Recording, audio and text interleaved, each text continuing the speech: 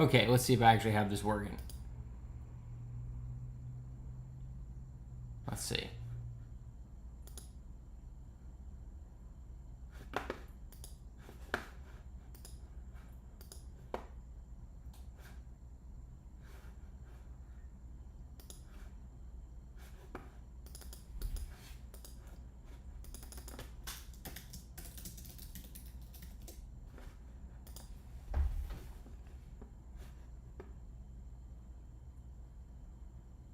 Okay, can anybody actually hear me?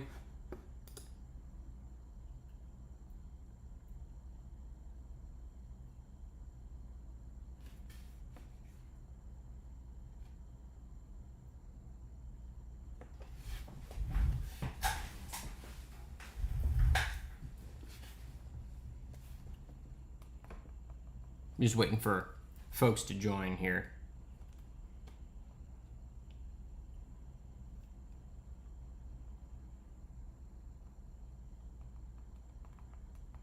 Letting everybody on the Discord know. Otherwise, this is just going to be tonight's episode of Watch the Gun Penguin text on his phone. It's a great show. You'll like it. Who doesn't want to see some fucking no-name YouTuber text on his phone? It's great. It's what everybody wants.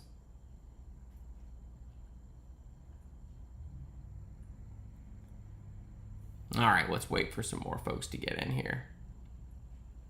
Because we're going to talk about the FN 509 tonight, since I've had a lot going on in my life and have not been able to get out the FN 509 review yet. Also, can everybody hear me? Please, just somebody let me know if the audio is actually working.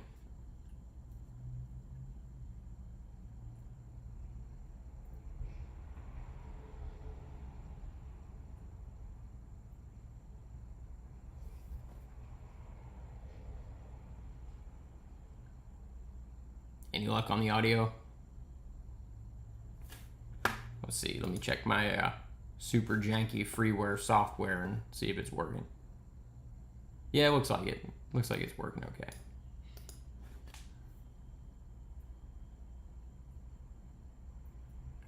Good. Good.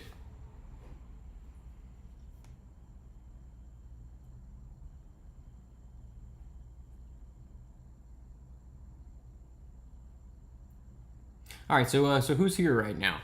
Everybody, let me know. Let me know who's watching. Hey, very nice. Good to see you.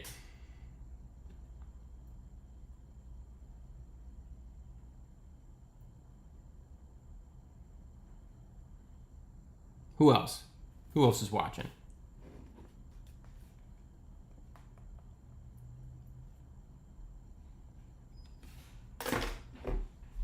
All right, so the FN 509, I haven't gotten my actual review video out, but this gun has been really interesting, and I thought it would be cool to do a live stream, and we could all talk about this thing. I want to hear your experiences with the 509, and I want to talk to you a little bit about what I've discovered with this gun. You know, all my past experiences with this thing prior to having one long-term were really positive. I thought it was a really nice gun, and I look forward to getting one, but now that I've actually had it for a while, I don't know. This thing, it's kind of mediocre, and the performance has been pretty damn mediocre at the range too. I've had some weird malfunctions. Definitely want to talk about that. First of all, who here has a 509 or who's shot it? I know there's probably like 5 people here, so I don't know if that's a valid thing to ask right now, but.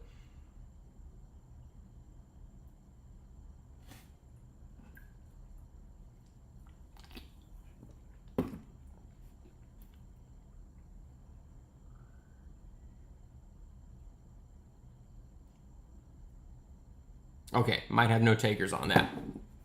All right, so what's been happening with this thing is the ejection feels super sluggish. Like, I don't know, it feels almost, or is behaving almost like a gun that has a weak and overused recoil spring. It's that kind of thing where it's just kind of just barely getting the casings out, like, just kind of gently tosses them out there. It doesn't fucking yeet them out of the gun like we want something to, you know? It doesn't yeet them out of there like a Makarov, for instance, which does it because it's blowback. But or a Glock. And so that's what I was noticing first before there were any malfunctions. Then one day I took it to the range, used the same ammo I had been using. I've got the right recoil spring in it because I know everybody's going to ask. And I had a stovepipe. You know, I mean, I've had other guns have stovepipes. That's not the end of the world. But this gun, you know, it doesn't have that many rounds through it. And then it started having some weird battery issues where it wouldn't go all the way into battery, and it was causing the trigger to feel strange. And so we're 700 rounds in with this thing, and it's had 3 malfunctions. I consider that to be pretty damn unacceptable in the year of our Lord 2022 for a polymer gun. You know, we don't expect perfection. They all fail. Everything has a malfunction, but 3 rounds out of 700, that's pretty bad. So there's that, and there's a lot of other things that just make it really just meh, you know. The trigger's the big thing. So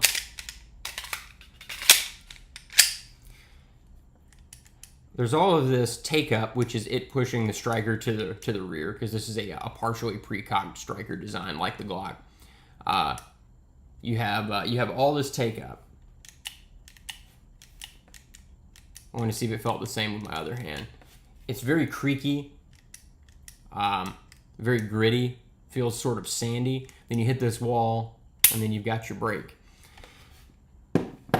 It's not that a trigger needs to be amazing for a gun to be enjoyable. There are a lot of guns with really lousy triggers that I love. The HKP 30 comes to mind, but something about this trigger, up to all of its peers, it's spectacularly bad. Like, we know how to make a good striker fired trigger, whether it's a fully cocked striker, which is like the HK VP9, the Walther PPQ, or the partially pre-cocked striker like a Glock. We know how to make those feel good. So how is it that FN was not able to pull that off? That seems strange to me.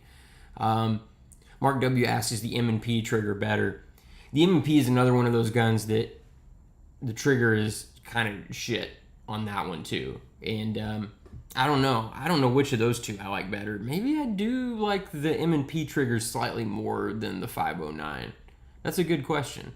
I've never shot those on the same day, but I think I do like the M&P just a hair better. The M&P doesn't have the same sort of like faux wall that the 509 has. So the 509, after you get through that creaky shit, you hit this wall before it releases the striker.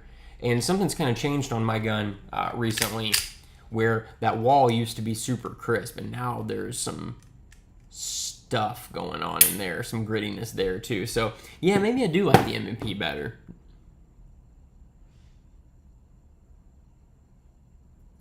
Yeah, so Banana Oligarchy mentions, I think they replaced the M&P trigger with a flat face with a dingus, so that's probably nicer. Yeah, I've never been able to tell if the shitness of some of these triggers was caused by the flexible trigger safety or not, but maybe it is. I think there's still something else internally going on, though. Like in the case of this thing, since we're feeling it when it's pulling the striker to the rearward, I think it's something to do with the geometry of the trigger pushing the striker to the rear. Or it could be that the route that the striker moves on rearward just isn't very smooth, but it feels really bad. It's straight up terrible. And that doesn't mean the gun isn't shootable. I mean, we can shoot guns with bad triggers, but this is one of those cases where it's kind of the sum of a bunch of bad decisions. So we've got the lack of reliability, at least in my example, but I've heard other people say this is not the most reliable striker fired gun. We've got reliability problems, the trigger, and then the grip. The grip, it has all this knobbly shit on there, like it's ribbed for her pleasure, and so you would imagine, oh, this is going to be super easy to hang on to, right? But this texturing is like rounded off. It's not sharp, so you can't really get a good purchase on it. And it took me owning the pistol to understand that, because just using this gun, just borrowing one from a buddy or whatever, I didn't understand how much of a problem that was. I don't want to say problem. Again, it's that you can ignore bad texturing if the trigger's good, if the gun is reliable. You know what I mean? You can overlook that. But having shitty texturing along with those other problems is an issue. And also the grip just doesn't feel very good. It's very chunkety and just kind of bleh, Let's see what y'all are saying here.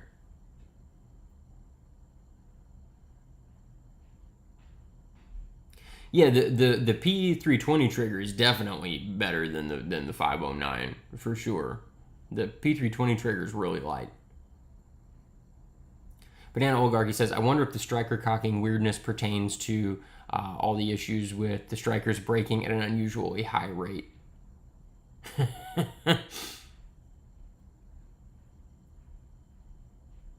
Yeah, I've heard about that. Apparently, this gun breaks strikers like crazy. Which, of all the fucking people, you would think that I would have broken the striker, right? But luckily, luckily that hasn't happened yet.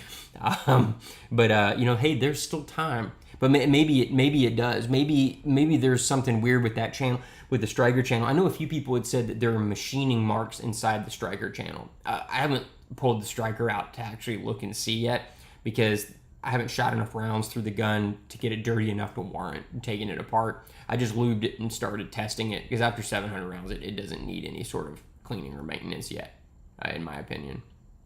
No, Josh. It hasn't been cleaned because that's so. When I test a gun for reliability for the channel, I have a kind of a standard procedure, if you can call it that. It sounds so stupid when I say stuff like that, but when I get the gun, I lube it and then I shoot just a couple thousand rounds through it before I even clean the inside or touch it, and that's just so that it's fair to everything.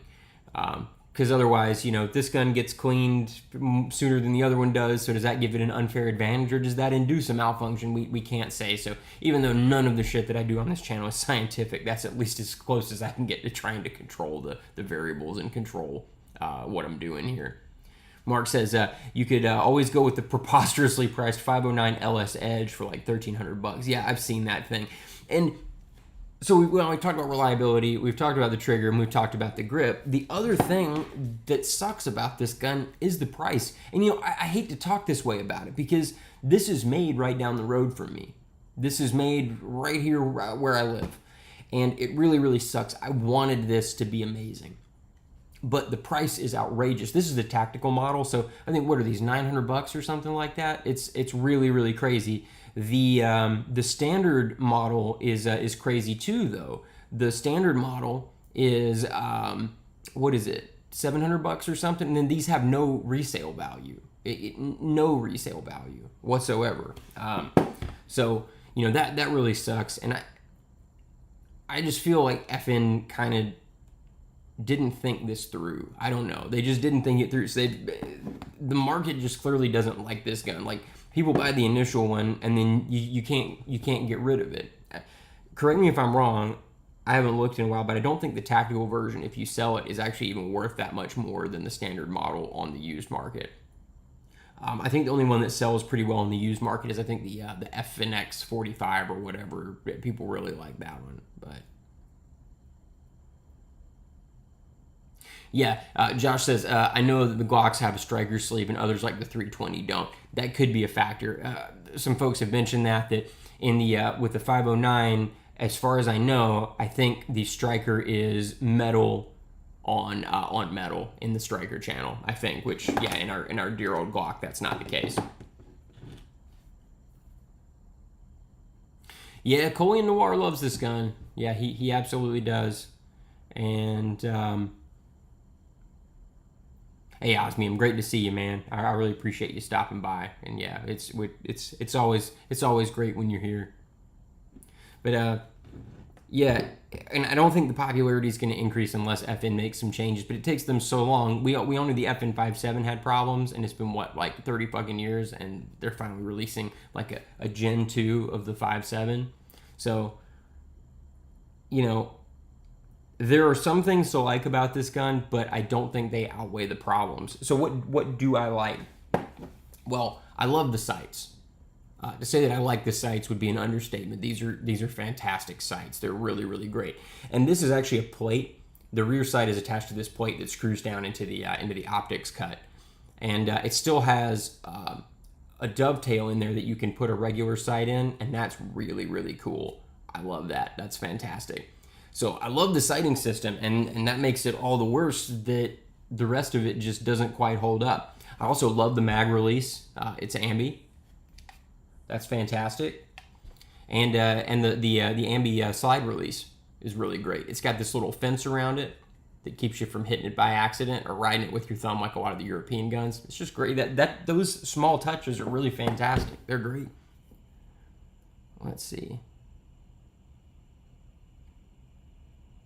While legendary brand, I've never been really impressed with FN. One exception was getting to shoot an auto P90 in the late 90s. For the price point, I would look elsewhere. Yeah, absolutely. And again, no resale value. It really sucks. Osmium says, I actually really like the idea of dovetails going the way of the dodo and rear sights being made integral to optics plates. Yeah, man, me too. I think it's a great idea. Then if you wanted a new kind of sight, you can just buy the plate for it, and you're not having to have some kind of special system that like presses out the sight from the dovetail, or you don't have to go to a gunsmith. I had a really bad experience with a gunsmith and a sight change recently. It's the only time I've ever had work done elsewhere because this person, I didn't have the right tool to get this sight out. The person really fucking mangled my gun. And I learned my lesson. Do your work at home if you know what you're doing. Arguably I don't, but hey, that's okay. What I'm hearing you say is that it's no HK P2000 SK. Yeah, I mean, but what is? I mean, frankly, what is an HK P2000 SK? Nothing. They're mighty fine. The P2000 is underrated. Josh says, I find that FN is the most overpriced and the most blah, at least to me. Yeah, it is, and a lot of their stuff is like that. And again, I hate it because they're made here. Yeah, I'd love to get on here and say FN is so good, my local company. Look at all the great work they're doing. But this is just it's meh. So let's open it up real quick because why the hell not? I hadn't planned to do this, but that'd be kind of fun.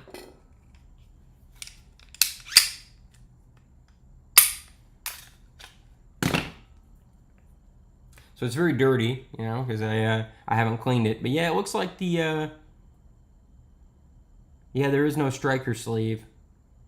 I don't think y'all are gonna be able to see this through this gunk. Oh, hey, look at this. That's really gritty. That's nasty. Yeah, and then looks like there's that thing right there activates the safety here, the trigger safety in the slide. And then it's got this kind of cam system. I guess that resets the sear. That's interesting. Let's feel the Glock.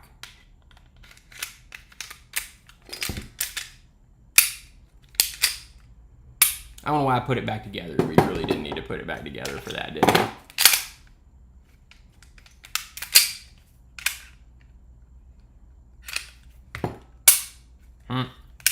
Fucked it up. Right here on the stream.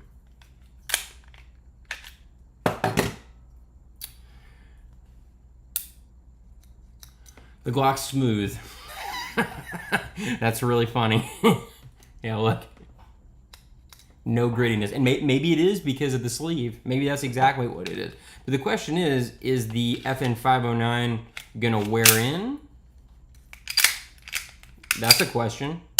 The only thing I've got weird going on with the Glock is there's a little bit of grit on this one. This is a newer gun. I haven't shot this nearly as much as my others. And I can feel it pushing on the trigger safety in this case. And this is common on new Glocks. I'm just gonna take every gun apart over and over again. That right there, the trigger safety plunger, I can feel the bar moving across that thing when it moves rearward, but that's okay. Glocks wear in, and that stops happening. I mean, y'all all know that. I don't know why the fuck I'm telling you that. Every one of you knows that already, but this thing, since apparently I just like taking everything apart over and over again. There's not the same system where the bar moving rearward hits that, so that's okay. We don't have that to worry about, but it's all just that grittiness. Yeah, I think that's probably what it is. Because I've not been able to see anything else. Everything disconnected from the striker is really, quite smooth, actually. But let's see. I haven't actually looked at what y'all been saying here for the last little bit. Oh yeah, no, y'all are just greeting each other. That's awesome. Glad you all know each other. But yeah, it's funny. I think there is definitely something to the striker channel being the problem. I think that's probably it. So the question is, what do we do about that? Because it depends on what's causing it. Some people have said it's machining marks, and if that's the case, I mean, I can't really do anything about that. I don't have anything I can get in there to remove those, and I don't really want to anyway. That's crazy. That's not worth it. Is it going to wear in? I mean, that would be nice. Maybe if it just, with enough use, it just wears in. So Josh says he just disassembled his 320 and he moved the striker smooth as butter, but the striker itself has a completely different design as the spring rests on the inside. So Herman, you miss your FNX 40? Yeah, the FNX series, the action feels a lot slicker. I mean, it's not a striker fired gun, so it makes sense. But yeah. So I'm going to keep shooting it. I'm going to keep the testing going. I've got a review in the works that I wanted to have out by now, but there's a lot going on, both in my professional life and just in general, that's making that take a lot longer than I had intended it to. And it's also just a hard video to make. It's a lot. There's a lot of footage. I have footage of it fucking up, and it's a lot to put together. But oh, Mark, you asking how many rounds on this thing? Just 700. I mean, but that's not that much wear, I guess. That's fine. Brian asked if there's stainless striker. Is there a stainless steel striker available? I mean, maybe. I don't know if somebody makes an aftermarket, because I know that people were breaking them. So, I mean, maybe somebody's doing an aftermarket. Yeah, so 700 rounds through it. There is some barrel hood wear, but that doesn't bother me. It doesn't look that bad. Everything else looks okay. I mean, I don't see anything crazy. It's dirty, but nothing looks too wild. There's a fair amount of wear here on the sear, but I've seen other folks online note that. I don't think that's a problem per se. That seems to sort of hit a plateau and stop from there. Yeah. Herman says he moved away from striker fired guns. Yeah, you like what you like. Personally, I'm kind of gun omnivorous. I like them all. I kind of can't decide. I mean, sometimes I even like a tremendously antiquated old Makarov. It's one of my favorite guns ever. So, yeah, I guess even though I'll probably shoot it more before the review comes out, we're gonna call this review 700 rounds, and then because I've already got all of it filmed, it just needs to be put together. So we'll call it 700 rounds, and we'll call, I don't know, maybe we'll do another review at 1500, 2000. We'll take another look, but I don't want to do another video until something appreciably changes. If it keeps having malfunctions, then I'll do one at like 1500. But if it stops malfunctioning, then I'll probably wait for the striker to smooth out. If that ever happens. Is the polymer still bendy? I saw old gifs of people smushing the mag wells back in the day. I don't know. Yeah, seems pretty good. Was it a problem with the polymer mixture or something? What was causing that? Yeah, it seems okay. At least I can't bend it.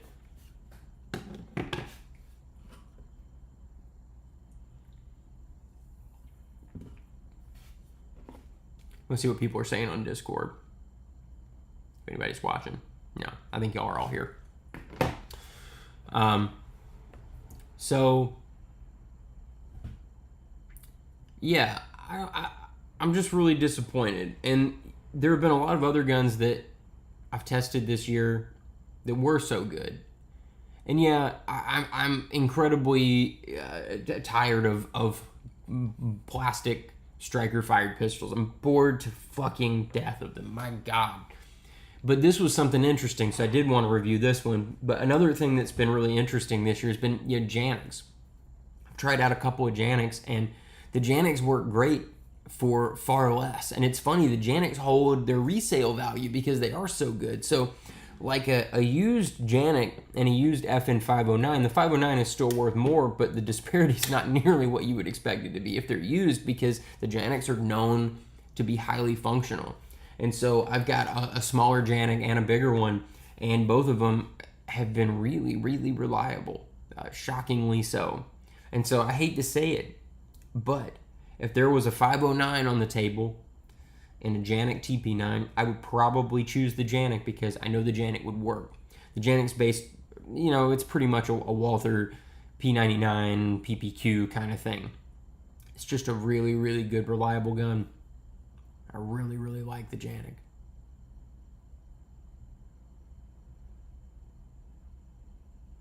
Oh, people were leaving them in the sun. That's funny. They were leaving the FN 509 and the sun was melting the plastic. Well, I haven't done that shit, so I don't know.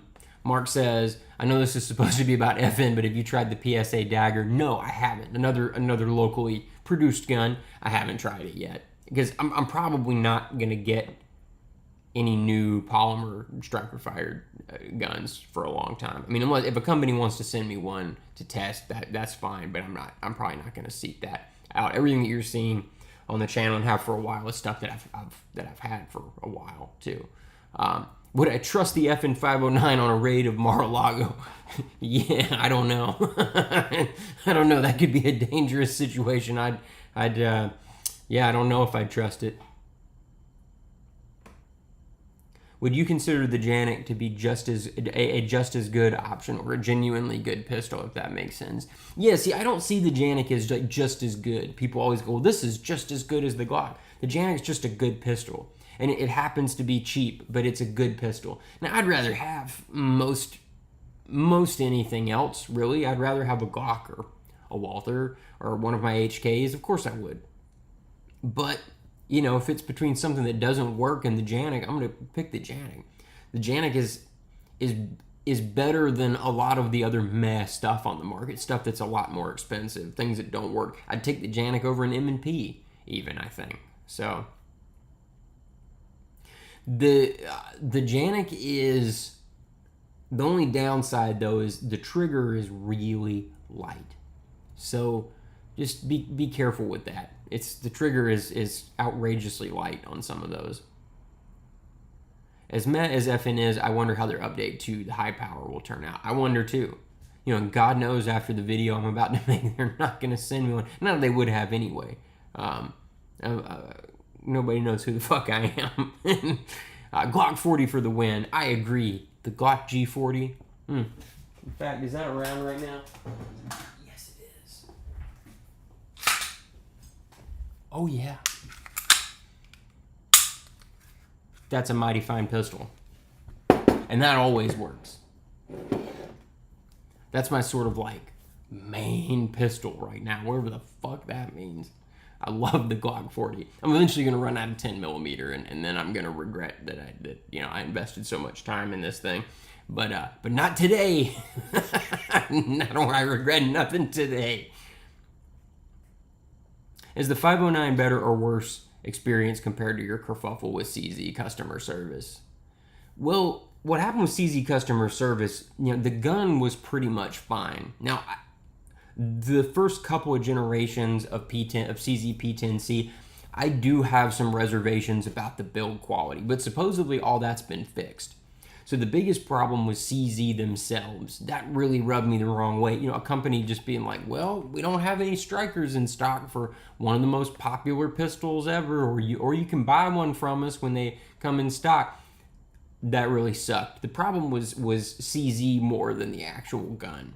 And so I would still trust a P10C over this because, the striker and the second striker I have is not going to break. So is the FN 509 worse than your Ruger 1911 experience? No. A few things are. I still don't have a working 1911 after all this time. Second 1911 from Ruger that I've had. So no, but also the 1911 is kind of a different thing. I didn't buy the 1911 thinking, yes, this will compete with the Glock 19, and it's not a modern polymer striker fired gun. So that's a really good question, though. I mean, but it's tough to weigh those two things against each other as a result. I view the 509 as like a more serious pistol, if that makes sense. And so, yeah, great question though. But I think that the 509, that makes it more egregious because like we know how to make one of those that works. We know how to make a polymer striker fired gun that works. Whereas the 1911, it seems to be more esoteric. Yes, we know how they work, but there are still a ton of companies that fuck that up. And there are a lot of people that try to put them together at home and fuck it up. It does seem to be more of an art form and more arcane than making a polymer pistol that functions correctly. Have you tried an LTT Beretta 92? Yeah, I've tried one. They're amazing. Of course, they're fantastic. And Chris mentions that he's excited for the new HK offerings from Langdon. Yeah, I mean, I'm sure they're going to be fantastic. I'm sure they'll be awesome. All the Langdon stuff is really, really great. I don't think Langdon makes a stinker, really. That was a weird way to say that, wasn't it? Good Lord. But yeah, I'd love to have an LTT P30. They should send me one. They'll be like, who the fuck is the gun penguin? Who is that? The gun duck? Yeah. And yeah, the Turkish companies, Drew says the Turkish companies put together decent guns for $250. They for damn sure do. It's really, really impressive.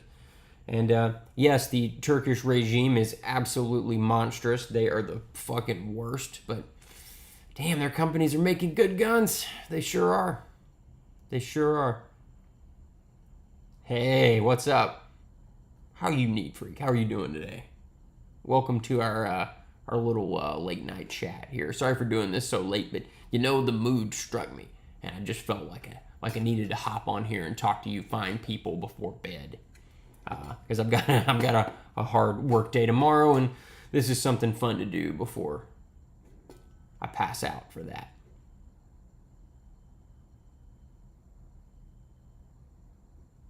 Yep, surprise stream. Just, why the hell not? It's something for me to do before bed to occupy myself, So what are y'all up to this evening besides watching this awful stream where I just kind of stare blankly at the screen and wait for y'all to say something?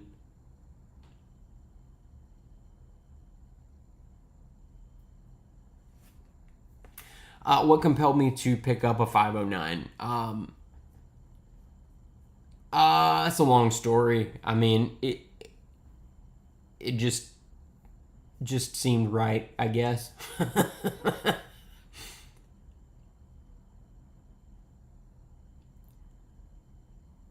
Yeah, Need Freak says, perplexed at the insanity of our country. Yeah, aren't we all right now? Good Lord. Herman says, I bought a TSIS 1911A1 U.S. Army for match competition, all forged in best replica 1911, sort of in the as-issued configuration. I keep hearing this, and I really want to get a hold of one of these. That's a very interesting gun to me, because for the price point, it seems fantastic, and I've heard that it's really well put together, and I've heard that the tolerances are nice and loose like they should be, and it runs. Because Ruger made the tolerances very loose on my gun, but it still doesn't fucking run. And I think it's interesting that TSIS can make a gun that runs and Ruger can't. Ruger can't make two guns that run. The first one was real fucked up. The second one, the one that I have now, is somewhat fucked up. Volpecula, what are you making for dinner, my friend? I want to know. Banana Oligarchy says, I hope you put the label printed image of your face from the Metro box on your wall. Yeah, I probably will. The person that I co-owned the shop with was genuinely freaked out by that, and I loved it. That was worth a lot to me. I really appreciated that. That was glorious. Josh has been playing Half-Life. Yeah, Josh, are you playing Half-Life 1 or 2? That's very important. Need Freak says that he picked up a Walther PDP recently and really likes it. Did you have a PPQ or a P99? And how would you compare the two? Because I've handled the PDP and I like it, it's fine, but I'm mostly mad at it because they got rid of the PPQ, and the PPQ is one of my favorite guns. So I'm pretty salty about that. But Drew asks, is anyone else pissed that the new high power weighs 4 pounds? Wait, does it?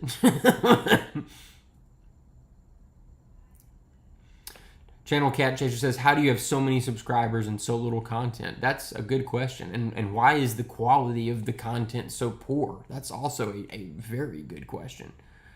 Brian Kelly says, I should donate my Makarov to the Ukraine army. I bet there are thousands of those being used there. Yeah, man, I bet there absolutely are.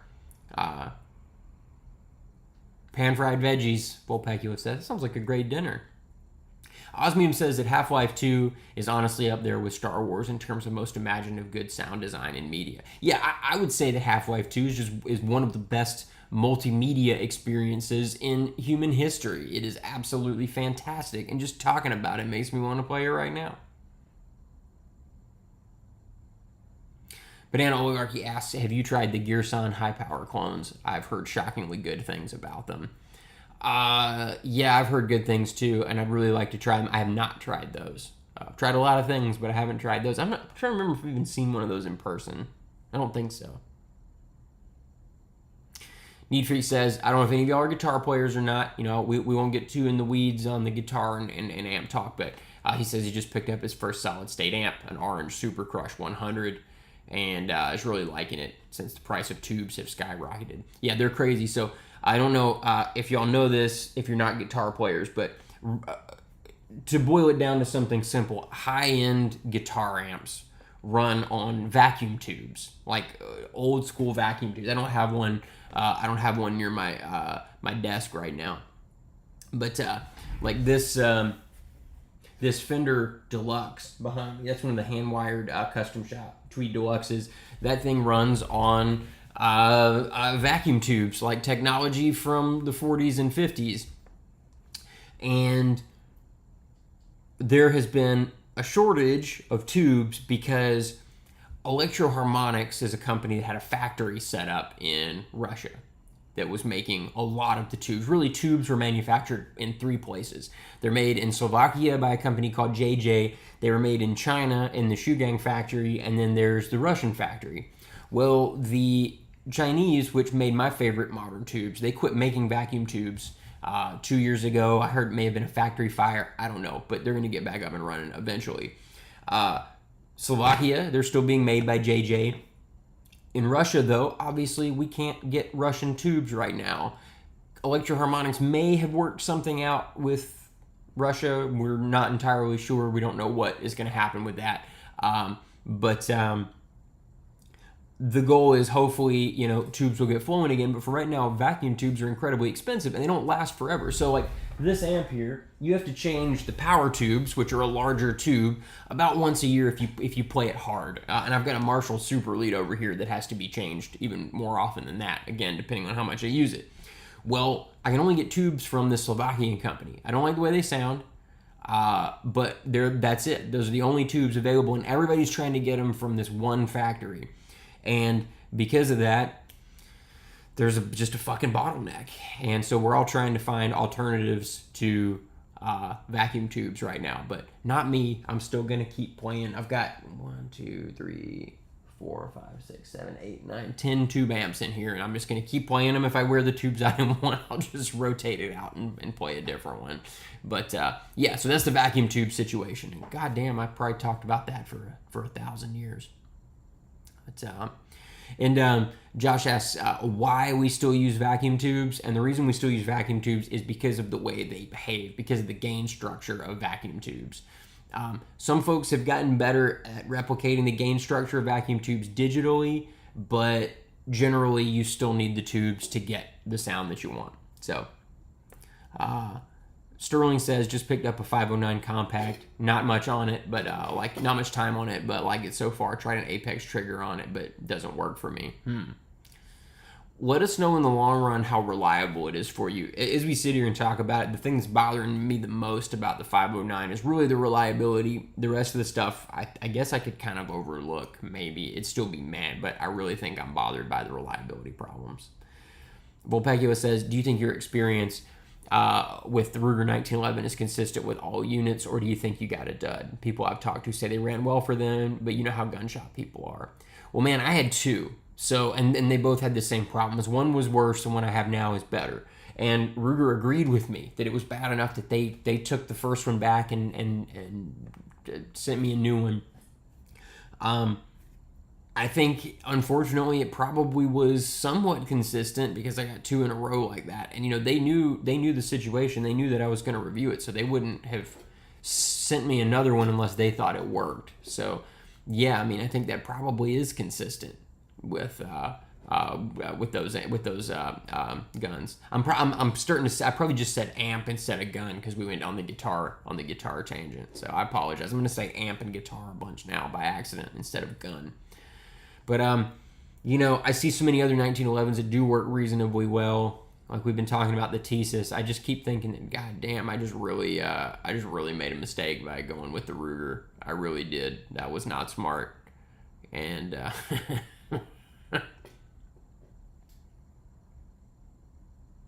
Osmium says, I don't know about guitar stuff, but I do a lot of sound recording stuff. I found that tangent pretty interesting. Well, thank you. I mean, I'm sitting in front of my recording setup right now, so there's plenty of recording stuff that we could talk about, but I don't want to bore y'all with that. I'm sitting here in front of my mixing and mastering monitors here right now. It says, I worked at an FFL. We got a lot of 509s in for repair after the Apex trigger installs. Same, of course, for a customer. Yeah, I've heard about this. It's really easy to break the 509 when you install the Apex trigger. I've heard about this. It's apparently a thing. That's another reason I haven't attempted it, but also because that's not any good when I'm trying to test the gun and see if it's actually reliable for me to start swapping components. Need Freak says, at the end of the day, reliability is and always will be the most important factor of a firearm. Yeah, I agree. And I don't know if you guys experience this, but sometimes if a gun is unreliable, that kind of almost hampers my enjoyment at the range even. And what I mean by that is you're there just trying to shoot, and instead of enjoying yourself and focusing on the fundamentals and all the stuff that you're supposed to, you're sitting there going, is it going to fuck up? No. How about now? And that gets in your head, and that becomes the experience that you're having at the range, is waiting for the gun to fuck up, you know? Have you shot a staccato yet? Everything else is lame after you do. I doubt I would feel that way. I seriously doubt that. I've shot a lot of the tricked out 2011s, and I'm okay. Like, they're great guns, don't get me wrong, but like it's not life changing. It's just a really nice 1911, and the staccatos don't. From what I've been told that they're still not quite on the same reliability tier as a lot of the sort of like duty style guns. So I'd love to have one. They're fantastic, but I don't know if it's gonna just completely knock my socks off in the way it has for other people. But who knows? I haven't shot one yet. Maybe it would. Josh says, I wonder if you have some machine marks where the extractor claw sits, or maybe you have a bad or weak extractor spring. Do you mean with the 509 or with the 1911? Because the 1911's been looked at by people who know such things, and also by Ruger a couple of times. You know, the other one was looked at a couple of times. But I don't know about the 509. I don't know. We can look, but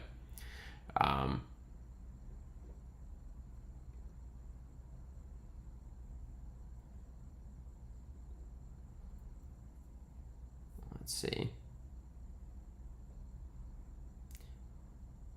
Mark's asking, does your shop stock Shadow Systems guns? They've owed me a warranty repair for like a month now. No, and I don't right now, like the guitar shop is doing so much business. The gun store was really just like an online gun broker thing, and I'm really focusing on guitars right now. I'm one of the last luthiers left in South Carolina, so I have so much business I can't even get on top of it.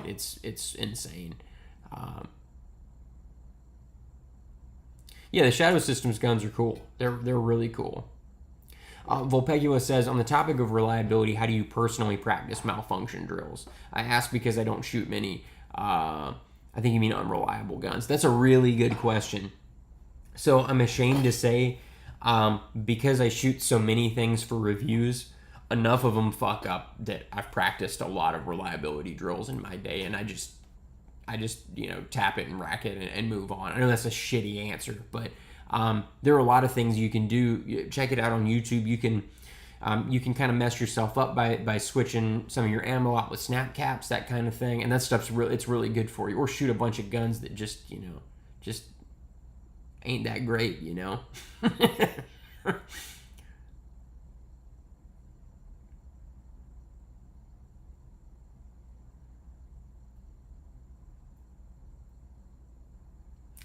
Osmium says, in a real situation, he'd feel if his gun did malfunction, he'd be slow clearing malfunctions, and that's really common, because unless you encounter it all the time, your brain immediately has this thing where you stop and go, "What?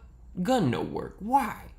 And you kind of want to take it and look at it for a little while and be like, the fuck's going on with this thing? And you have to just be ready to immediately clear it. And so whatever you can do to practice that. But I'm telling you, buying a bunch of shitty guns, that's a great way to do it. You'll be clearing malfunctions all day. Herman says, I bought my son over 12 years ago a wood grain Les Paul. He doesn't play it, but I love looking at it. Yeah, Les Pauls are great. Wait here.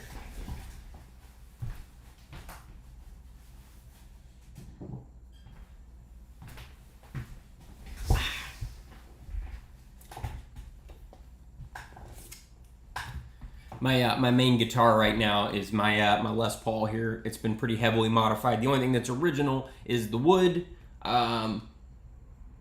Changed a lot here, but it's a pretty awesome guitar. I like it, and beautiful top.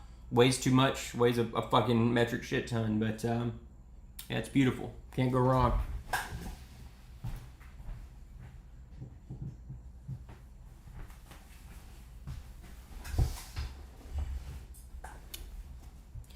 Well, I say can't go wrong with a Les Paul. Anybody who's bought a Gibson knows that's not true. I do a ton of repair work on Gibsons that are brand new. Putting new nuts on them, doing fret work, that's not really true. But,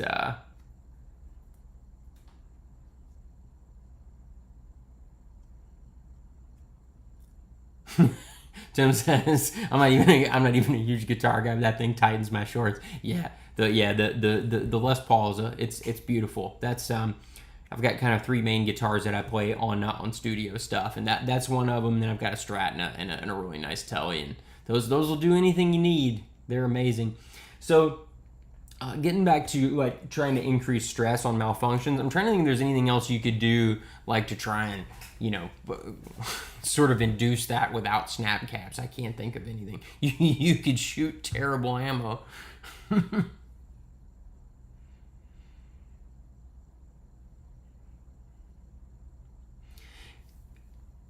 Yeah, the only problem with snap caps in dry fire drills, again, that's not how I do things, but this is what some folks that I've talked to have said, that if you're doing it during dry fire, there's no element of pressure. There's something different about being at the range. I don't know if that's true or not. That's just what I've heard, and I can attest to it being on camera because you're filming, and then it's some gun you're trying to review. It does help that pressure. You get a lot faster at clearing it. The only downside is it's become so automatic for me. Sometimes I'll need to film the malfunction and show you guys what's going on with the gun, and I just clear it so fast that it's in general, it's just over. It's not worth anything. So Zach says competition. Yeah, something always goes wrong. That's true.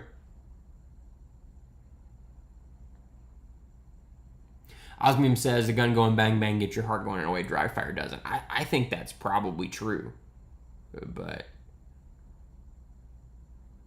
I think Herman's about to tell us an interesting story. Oh, it went away. Well, I want to hear that story, Herman. I do. you write that out. I want that story. But yeah, so I think that dry fire is, of course, an amazing tool. We should all be doing dry fire, but I think for malfunction stuff, probably is going to you're probably going to get a lot more mileage out of range time, I think. So, speaking of malfunctions, here's an interesting malfunction. So with the Glock 40, I had to take one of those extended slide releases off of it. I could not figure out what was going on when I first put that on, because it felt so good. It felt really, really great because I don't rack the slide when a new round when I insert a new magazine. I'm a slide release toucher. Slide release toucher. I'm old school like that. I fucking touch the slide release. And I put the extended one on there, and I was having this weird malfunction where I don't know, it wasn't quite feeding the round out of the magazine. I realized it was happening because I was gripping the gun so hard that I was pushing that upward when it was trying to chamber around. So look out for the small details like that. Sometimes changing a part on your gun isn't the upgrade it seems. Sometimes the gun was just right the way it came from the factory, and you've actually fucked it up by adding stuff to it.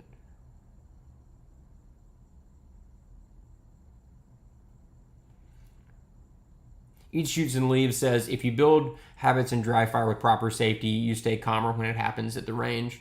I mean, maybe. I can't say either way. Your mileage may vary there. Y'all, whatever works for you works, I guess. But I would rather do it at the range. That works a lot better for me. I get a lot more out of that. What do I want to say? I was going to say I'd much rather a problem happen when I'm actually shooting the gun. That's obviously not true, but within reason, I'd rather a light, gentle malfunction happen when I'm actually shooting the gun. Herman says, having been in a defensive use situation, always practice with left hand only, right hand in both hands. When having an adrenaline dump, only gross motor works. 2 days of deposition, but better than dead. Yeah, man. I'm really sorry that happened to you. I'm sorry that you had to go through all of the emotional stress that I'm sure went with that. And you're absolutely right. That's amazing advice. And most of us, myself included, are not doing nearly enough of that stuff. You only want to shoot with the hands that feel really good, right? You don't want to do that one-handed left hand thing, right? Mark asks, what's the most reliable gun you've owned? He says by sheer round count, it would be his Walther Q5. So far, the Beretta 92, that 92A1 that I always talk about, that hit an absurd round count, but it did eventually have a malfunction. It had 2 stovepipes in a row, back to back for some reason. I don't know, that kind of broke its streak, but I think it had, at that point, that was that gun that I've had it for years and years and years, and I just shot it constantly. I think it had some stupid amount of rounds through. It was like 16K or something when it had a malfunction. 13K, I can't remember. I've got it written down somewhere. It had a lot of rounds through it. So that broke its streak. And then my P30 and PPQ have never had malfunctions and have high round counts, but they don't have round counts that are that high. They're not even close to that. So I don't know if that counts. I think that overall the Beretta 92A1 is still the most reliable gun that I've tested. I think it is. Josh says, when people mention Glock being the best of the aftermarket, I know they don't shoot. Stock Glocks are just fine. Yeah, I'm with you. Stock Glocks are great. There's nothing wrong with them. Even my, tricked out Glock here, it's a Glock barrel. It's a regular Glock MOS. I'm with you 100%. I love just a regular ass Glock. Can't go wrong.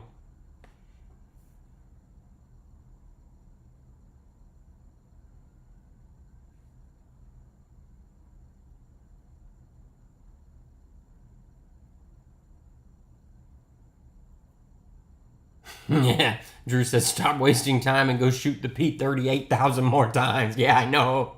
If only I had the fucking money. That's the thing that slowed down. That's what slowed down the high round count testing. When I was doing all that, a case of 9mm was $150 for good European stuff. Like Gecko, Geco, however the fuck you say that.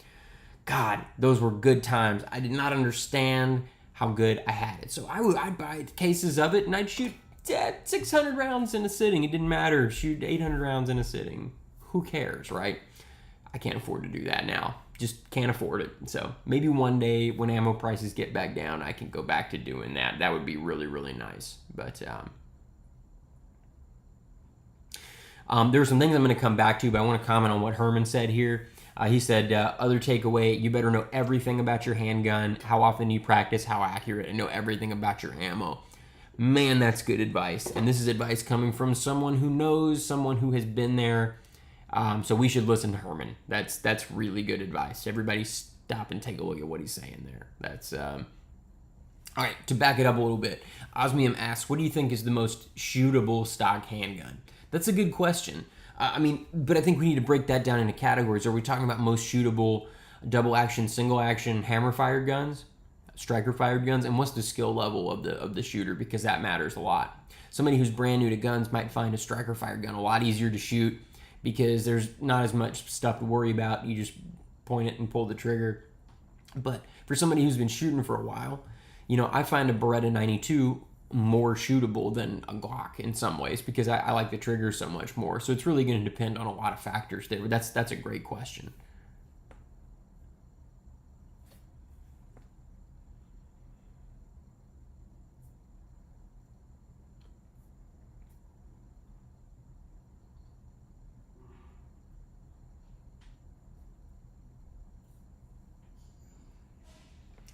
Josh says, I think there's a delineation between firearm support or spare parts and holsters.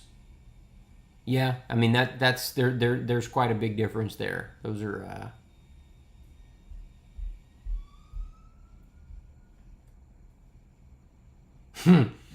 Yeah, well, Osmium, I hope I broke that down well enough. I know that's such a complicated question. It's just everybody's gonna find a different gun, most shootable. An old guy might find a revolver way more shootable. So I don't know. That's a really tough question. Most shootable to me, the most shootable thing is like an automatic 22. If I'm being really, really honest, like a Ruger Mark IV is probably the most shootable gun. If it did as much damage as a 9mm and didn't weigh a fucking metric shit ton, I'd just stuff a Mark IV in my pants. But I don't know. The Glock 19 is really shootable, of course. That's why I like it so much. The P30 is really shootable. The PPQ, the VP9, those are all really shootable guns in the right hands, for sure. Banana Oligarchy says, have you ever considered inviting Robert Evans of Behind the Bastards onto the show? I feel like y'all would vibe. No, and I don't know who that is, actually. I'm ashamed to say. Meat Freak says, I still have been meaning to try a P10C. That's one I missed. Yeah, the P10C is great. And again, I've heard they've made changes.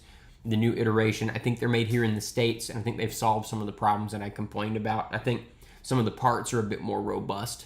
That was my chief complaint, other than the customer service, was that it was an absolutely fantastic gun, but some of the parts were just like they were wanting to break. They're headed for it. KO says, what about the P365 XL Spectre comp?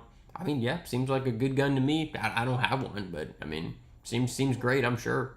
But Osmium says, my old mom, who is horribly unskilled, can pretty much only hit things with semi-dangerous accuracy with the CZ Shadow 2. Yeah, the Shadow 2 is an amazing gun. It's absolutely fantastic.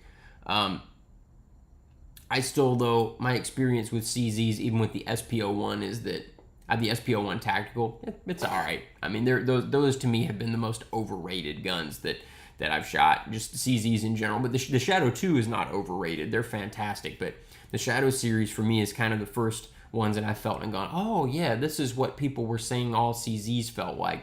Like the P10C is really great. It's really great. But there are better guns in that class, I feel like. Even though for a time that was my absolute favorite striker fire gun. A lot has changed since then. That was years ago.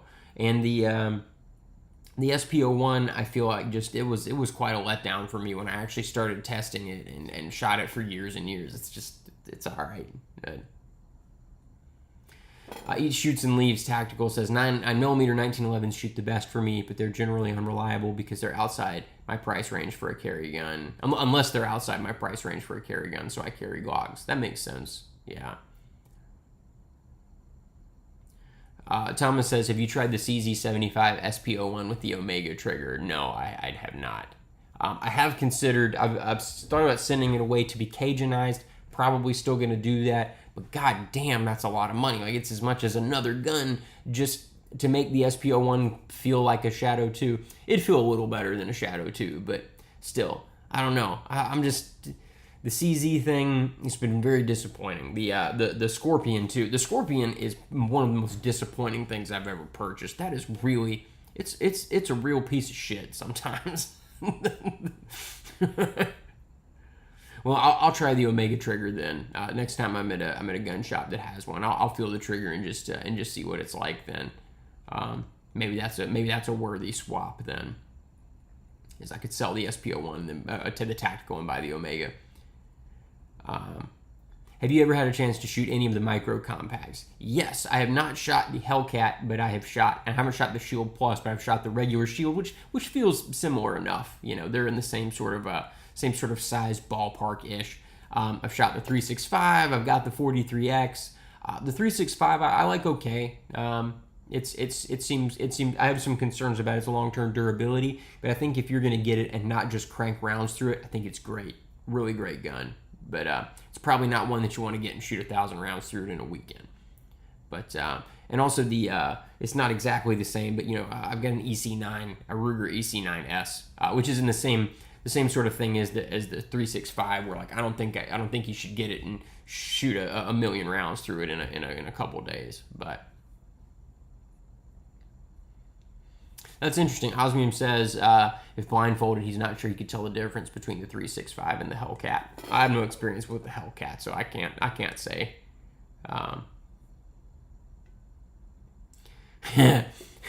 Raphael says the OG Scorpion in 32 or 22 is peak CZ fun. I agree. The 32 Scorpion, that's the one I should have gotten. I would fucking love to have a VZ61. That would be good. That's the good stuff. The Klob from GoldenEye. Does anybody remember GoldenEye? Great game. The Klob, worst gun in the game. Although, you know, you could still fuck them up in multiplayer with the Klob if you knew what you were doing. You had to be a Klob expert for that, but you know.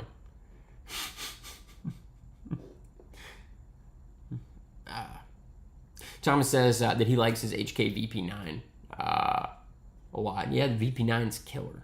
It's killer. I still like the P30 a little bit more.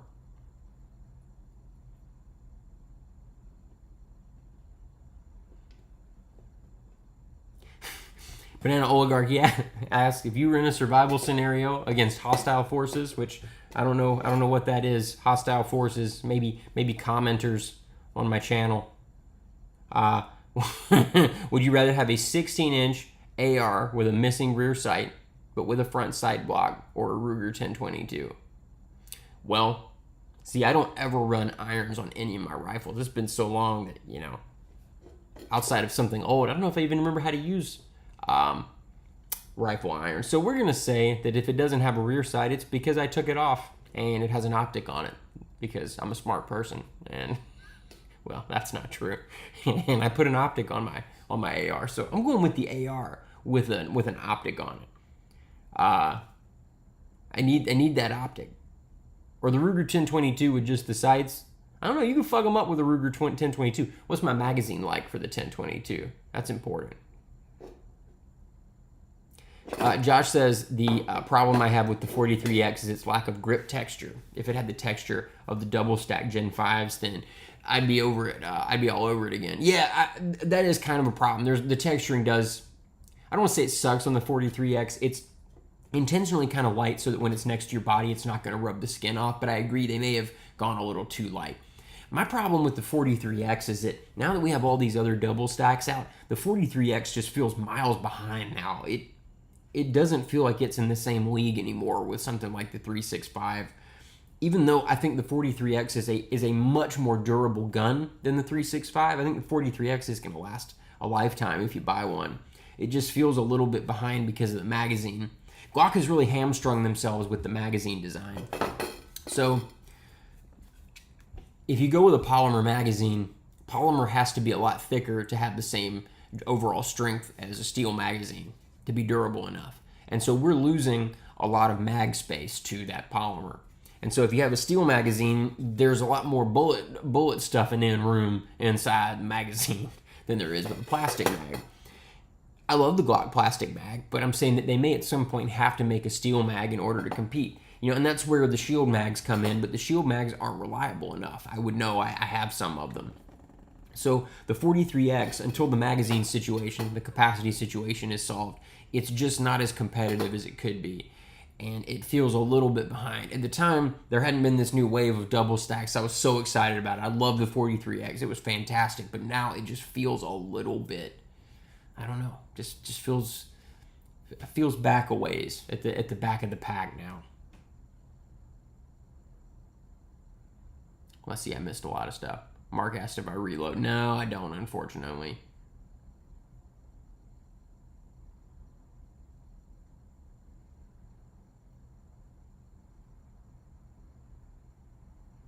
Herman says, I feel old. I shoot M1 Garands in 1903 A3 for match competitions at 200 to 300 yards. Man, Herman, don't feel old. That doesn't make you old. That's cool is what that is. I really, truly respect that. I do. I've got a Swedish Mauser that I recently did a ton of work to. It was junk. And I can't wait to shoot it. It was completely destroyed, and I brought it back to life, and I'm really looking forward to that. It's a super cool gun. So don't feel old. That's just cool is what that is. Let's see what everybody's saying here. We're talking about the 43X and 48 being flippy. That hasn't been my experience, but I could see how you would feel that. There's a lot more flippiness there than with something like a Glock 19. Maybe that's the texture. I don't know. But I haven't experienced that at all. To me, the 43X is only marginally less shootable than something like a Glock 19. I've had very good luck with it. Very, very good luck. I feel like the 365 is a little bit flippy. Like we've talked about on the Discord over and over again, recoil is so subjective. It's based on all kinds of things. How well you're gripping it, your hand size, your height. There are so many physiological factors that contribute to how you feel about the gun when you shoot it. So it's really tough to say.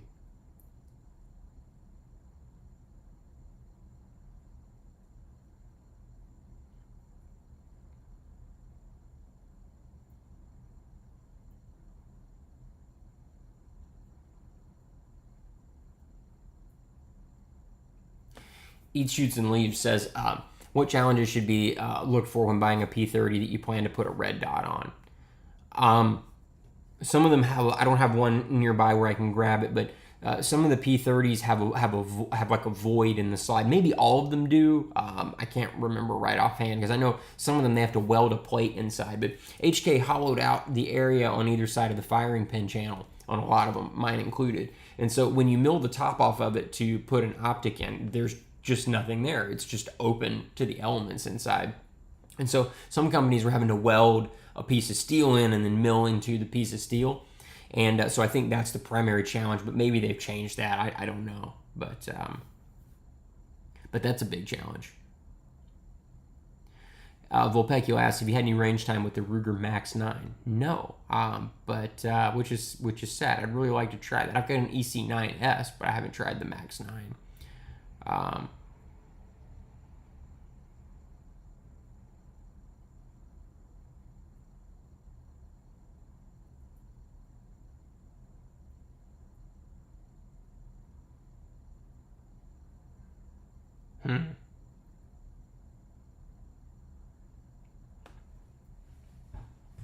So you guys are talking about the 43X recoil, and that's just really interesting. Seeing how much that varies from person to person.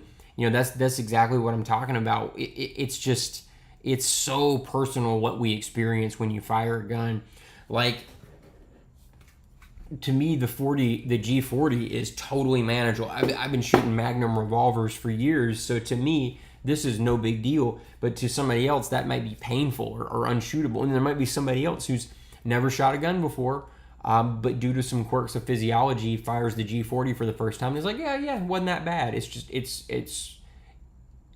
very interesting to me how subjective that is and how personal. And I wish we had more information on exactly why that is.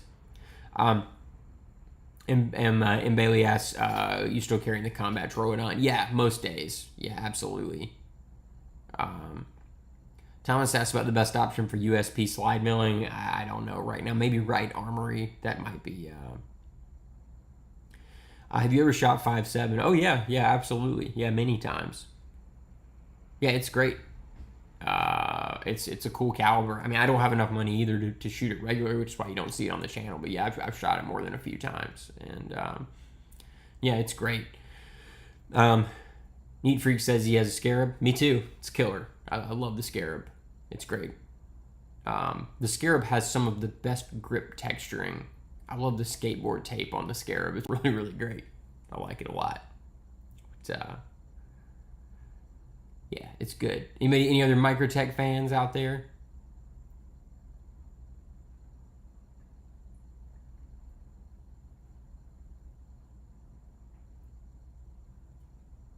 It's getting to that phase where I'm just reading the chat and just playing off of y'all. So it's probably a lot of time me spent just staring at the screen like this.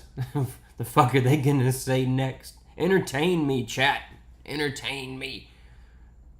Yeah, the Ultratech Double Edge got one too. Big fan.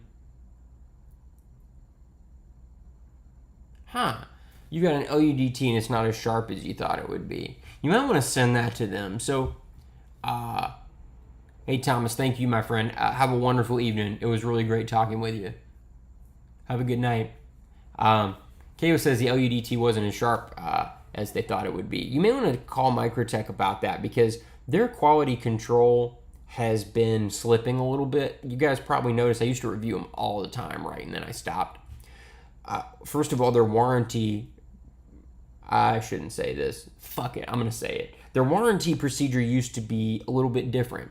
There was somebody that, even though this wasn't the correct procedure, there was somebody that I could contact and they'd send me a label and I'd send them back and it was super easy.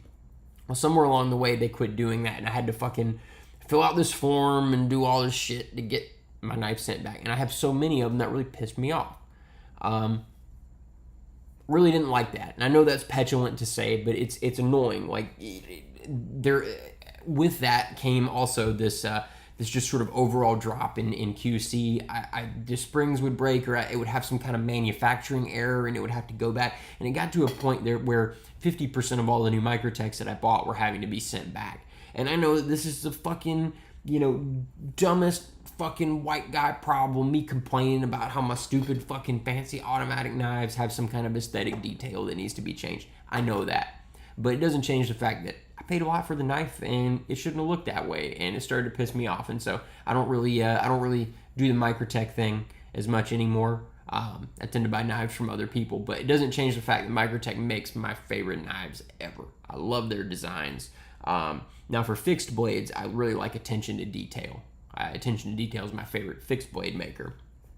Because attention to detail, it's the opposite customer service experience.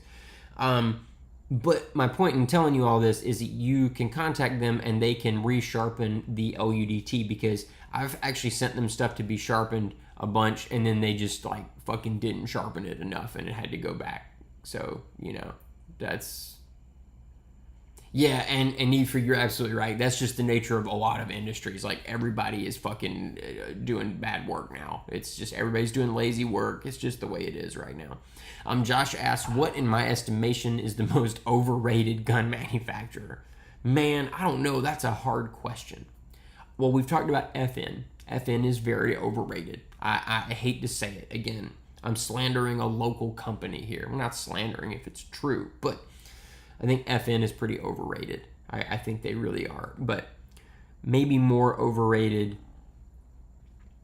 CZ is the most overrated gun company because of CZ people and the way they fucking act about shit. CZ people will tell you that these are the fucking best guns ever made. Like this $500 gun, it is so powerful. They use this gun to kill Jesus. This gun can kill a god. It's crazy the way they act about him. Like, it's the greatest fucking gun ever in all of human history. The P10C or the CZ75. They're great guns. They're good guns, but it's still, they kind of feel like good budget guns a lot of the time. Now, their competition stuff is in a different league, but they're just sort of regular stuff. It's just it's all right. I mean, it's fine. But it's not the way they make it out to be. They're doing that whole thing where it's like, well, this is just as good as whatever. Okay. I mean, that's, fine. But yeah, I think FN's overrated. CZ is tremendously overrated. Springfield is massively overrated. Springfields just suck. SIG is overrated in my opinion. But none of them compare to CZ. A company that I wanted to love and I like a a lot of their guns, but the problem is I don't like them in context. The CZ75 SP01 is a great gun, but when you put it in its context, there are a lot of other guns that are better at the same price point. That's the problem. That context is where it gets sticky.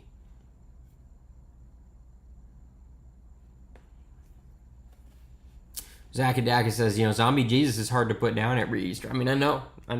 You gotta aim for the head. Heart isn't gonna do it.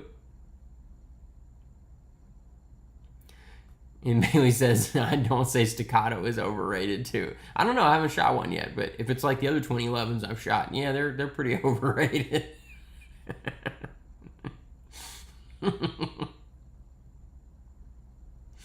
Mark says the CZ discussion is bumming me out, red wedding style. Holy shit! Wow, that's quite a bum. But yeah, they're I'm sorry, but they're so overrated. I've also had a lot of the CZ guns aren't built as well as a lot of things. Like let's take the CZ75 for instance. Like that's some old technology that hasn't been refreshed that much. And so it's not the CZ75's fault that it needs to be cleaned a lot more often and requires more maintenance. But have you guys seen that trigger system? It has a million fucking parts. It looks like a goddamn grandfather clock inside that thing. It's crazy in there.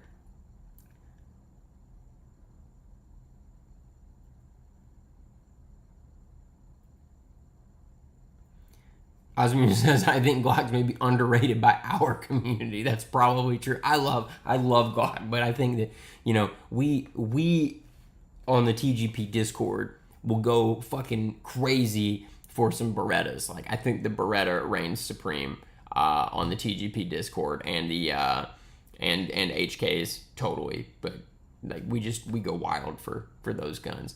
But Springfields are overrated, I feel like, for a different reason. Springfields are just bad guns that keep selling like crazy to people who don't know any better. That's what's especially sad about Springfield, is they're purchased out of ignorance. Sometimes you talk to a guy, it's usually some old 1911 guy, and he's like, I'm finally going to branch out. I'm going to buy a polymer pistol. It's made by the same people who made my 1911. That shit makes me sad. Osmium, I think HK has some overrated models, and I think that's more the issue. Like, so the P30, for instance, and this is also post price drop. Once they started selling for a lot less, like the P30 is probably the best hammer fire polymer gun, in that price class. It is. I don't consider it overrated. But something like the USP Expert, yeah, it's overrated. The SP5 at the price point it's selling at, it's overrated. But HK makes a lot of stuff that isn't. The P2000 is not overrated. If anything, it's underrated. The P30 isn't. I don't think the VP9 is. But a lot of HK's higher ticket items, yeah, that shit's way overrated. I'll definitely go with that.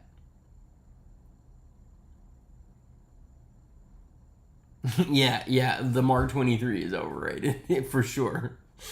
That said, I love it. It actually shoots kind of weird. That slide is so heavy. I think the Mark 23 has a lot more recoil than it really should. Yeah. So Zach, what disappointed you about the SA35?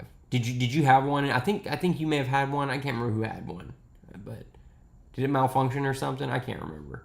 It's been a while.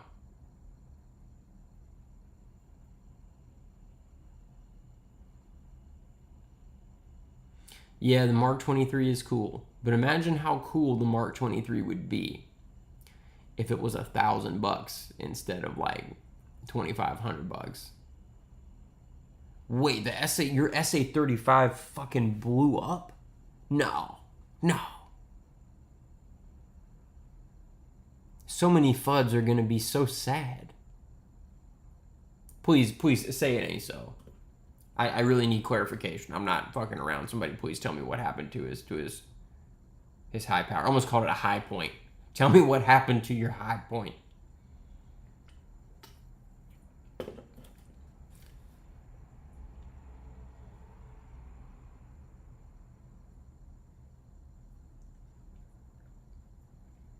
It's easy to make a FUD cry.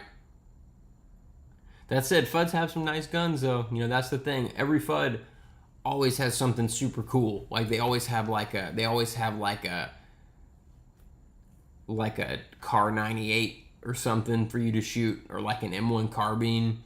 They always have cool stuff. I do have to note that. That's pretty cool. They'll have like a Walther P38.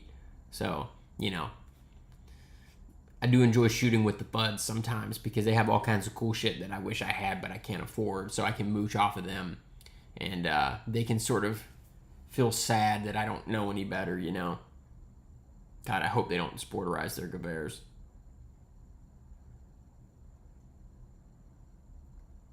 And they don't want you shooting too fast. That is just too much fun. You're absolutely right. Well, y'all, it's getting kind of late. I've stayed up a little bit later than I wanted to. But this was a lot of fun. I really appreciate y'all hanging out with me this evening. Does anybody have anything here at the end that you'd like to talk about before we call it a night?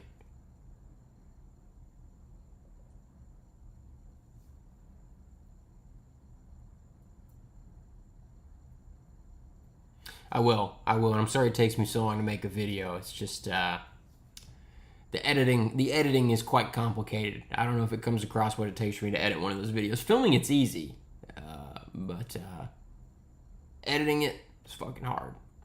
But yeah, y'all, seriously, thank you. I appreciate it. Thank you. I appreciate that. I appreciate you commenting on my my swooshy summer hair. Yeah, Weird Horse isn't gonna put itself in those videos. It puts itself in other things, but it ain't gonna put itself into a video. Good night, y'all. Take care. It was a lot of fun. I need to do this more often. It's always a pleasure. I'll see you next time. Anything else? Any more takers? Anything else you want to mention real quick before I turn off the stream? Man, I hope you're feeling better too. I'm sorry. I forgot you had COVID. God, that sucks.